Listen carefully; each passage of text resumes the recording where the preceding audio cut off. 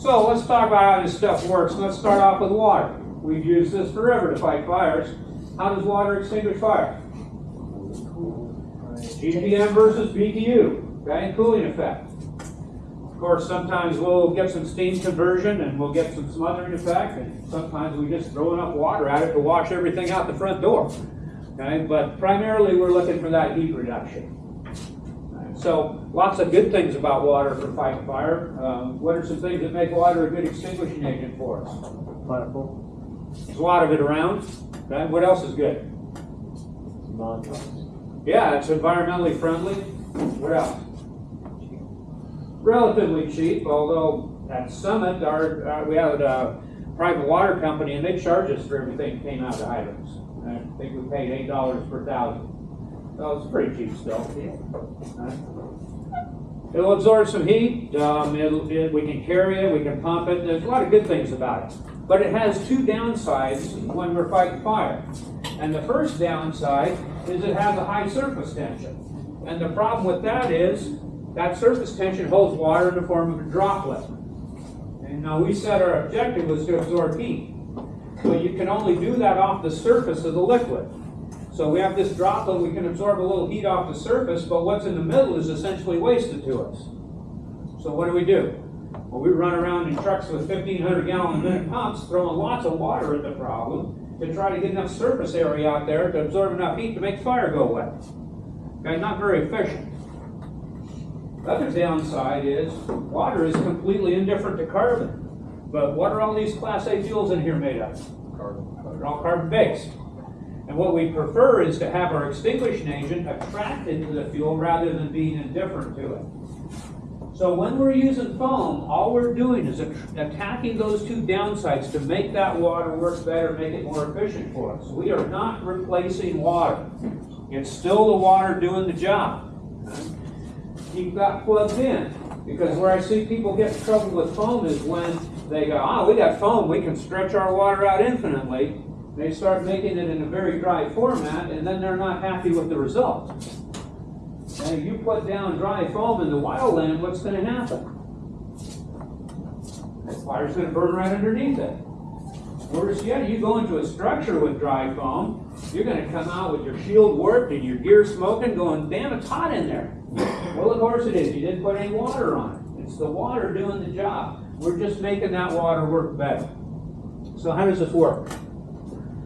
Well, we know water is oxygen and hydrogen. But what's important to our discussion here is that molecule has a polar charge, positive and negative. So in a body of water, those molecules are grabbing on hand to foot, and they're happy campers. Right? But at the surface of the liquid, they can't do that. They're lining up in this fashion, and that's what's creating the tension that's holding the droplet. We want to get rid of that. How do we do that? We're going to do that by adding a surfactant. The surfactant is just a surface active agent. It's going to act on that surface tension. We use them every day. Any kind of soaps and detergents, those all have surfactant properties in them. Class A foam is just a high-grade synthetic detergent. You know, the products that we use today, when they started developing those, they started with Dawn dishwashing liquid and developed it to give us a better, stronger bubble structure for fighting fire, but it's basically high-grade dish soap. That's what it is. So what does this surfactant do? Well, if we look at the surfactant molecule, it has a weak end and it has a strong end. The properties of the weak end are, it doesn't care for carbon, it does like water. We're actually more interested in the strong end of the molecule, which its properties are opposite. It likes carbon a bunch and it doesn't really care for water. So we're going to put a little bit of this in our water. Right? Class A foam concentrates are 1%. That means we'll never go over 1%. But we'll typically start much lower than that. And if we're doing compressed air foam, we're usually going to start at 0.3%, 0.3%. So at 0.3%, 3 gallons of foam concentrate would treat how much water?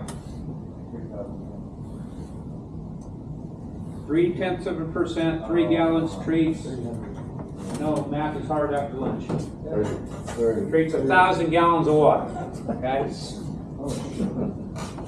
Okay, so 0.3, so 3 gallons treats 1,000 water. So we're not putting a lot of soap in there, just a little bit. When we do that, it's going to mix, it's going to form a solution, but those surfactant molecules are going to tend to head to the surface. So thinking about the properties that we saw on that last slide, why are those molecules going to the surface? Exactly, they want out. But the weekend's trying to drag it back. So that surfactant molecule is bouncing up there against the surface, and when it does that, it breaks the water molecules apart. Right? So we have that droplet of water, we put a little bit of soap in it, what happens to that droplet? It spreads out into a thin sheet, which increases what? A lot more surface area, which means it's more friendly to BTUs. I mean, it's the same volume, whether it's here or here, but now we got a lot more ability to absorb heat. We just made it work better. And because that molecule likes carbon, now the water likes carbon. So when we put it on those carbon-based fuels, it's going to tend to hang on to those fuels, as opposed to water, which is just going to immediately sheet off. And because we've broken the surface tension, it's going to penetrate down into all those little cracks and crevices in the fuel, and then it's going to grab the carbon and it's going to hang on. So not only are we better for fighting fire, we're better for increasing fuel moisture, making those fuels wetter. So if we're protecting exposure, it's going to help us out there. So our whole objective here is to reduce the surface tension and make that water carbon loving. That's what we're after. All we're after is trying to make that water work better for us. Questions there? Okay, another little quick video here. Let's see if we can get it right.